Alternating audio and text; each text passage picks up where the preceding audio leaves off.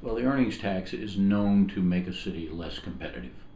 If you have an earnings tax, you're just less competitive for jobs, growth, and population than cities that don't have one. There have been a couple of studies done on it. One of them was done by a gentleman at Merus Research, their principal economist.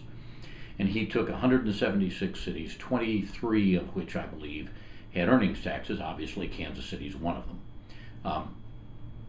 And then he controlled for a whole bunch of factors the way economists do. But at the end of the day, he's comparing roughly identical cities, and he finds that if you take two roughly identical cities and one of them has an earnings tax and the other has none, on average, the one without an earnings tax will grow twice as fast in population and 50% faster in jobs than the one that has an earnings tax.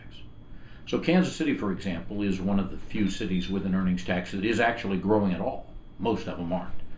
Most of them are older cities in the industrial Northeast that are not growing. We are growing principally because of the Northland and all that empty land up there, and there's space to grow.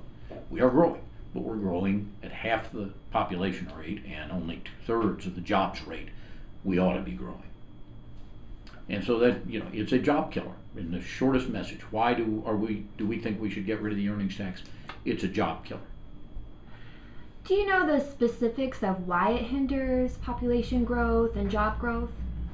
Well, people have, when they passed this tax in 1963, there wasn't any interstate system. And they thought that business had to be in the city, meaning the jobs had to be in the city. Yeah, the population had already started going to the suburbs, and the property tax didn't look like as good a source. But hey, the businesses have to stay in the city. And so we passed the tax and we increased it in 70 to 1%, and our timing couldn't have been worse, because right then the effects of the interstate system kicked in and people moved in droves to the suburbs. And then the jobs follow them, which they naturally do. The result of that is all those jobs are now out in the various suburbs around Kansas City instead of being in the city. One of the things, not the only thing, one of the things that causes a person to say, I think I'll go out to Overland Park and I think I'll start my small business in Overland Park is, hey, I don't have to pay that 1% tax.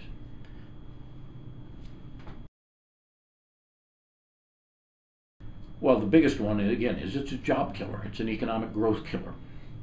If you are growing, if you're fortunate enough to have empty spaces we do in the Northland that can fill up, you still don't grow as fast. For example, the Northland, Clay and Platte counties have 1/6 the office space that Johnson County has. And Northland being in Kansas City, Missouri, most of it. They have 1/6 the office space, but in this recession, Johnson County, with 6 times the office space to fill, has a 20% vacancy rate. 1 in 5 offices is empty. In the Northland, 1 in 3 offices is sitting there empty. And they have less to rent up. They can't keep up with Johnson County because if I'm looking to open an office, I'm going to have to pay, my employees are going to have to pay, and the company is going to have to pay 1% to the city. And all I have to do is go over to Johnson County or to Lee Summit or to Parkville, 5 minutes from downtown. And I don't pay that tax. So why would I pay it? That's the biggest single reason we think the tax needs to go. Now, there are other things about it that are not good. It's a regressive tax. You start paying it on the first dollar of income that you make. So if you're a working poor, moderate income, even middle income, no deduction for how many children do you have, no deduction for your interest payments on your house, nothing. You start on $1 paying 1%. And if you make $35,000, you pay 1% on every dollar of that $35,000.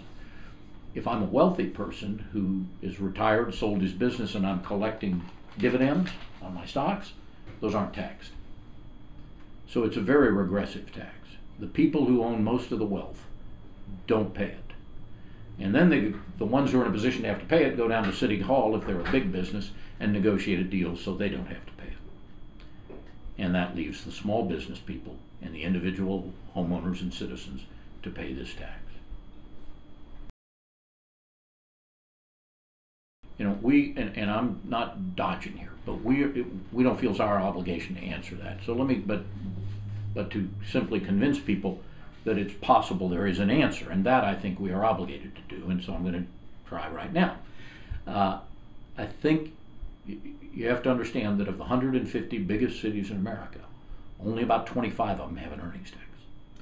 Okay. That means 125 of them are providing police and fire protection and fixing their potholes and doing everything a city needs to do without an earnings tax.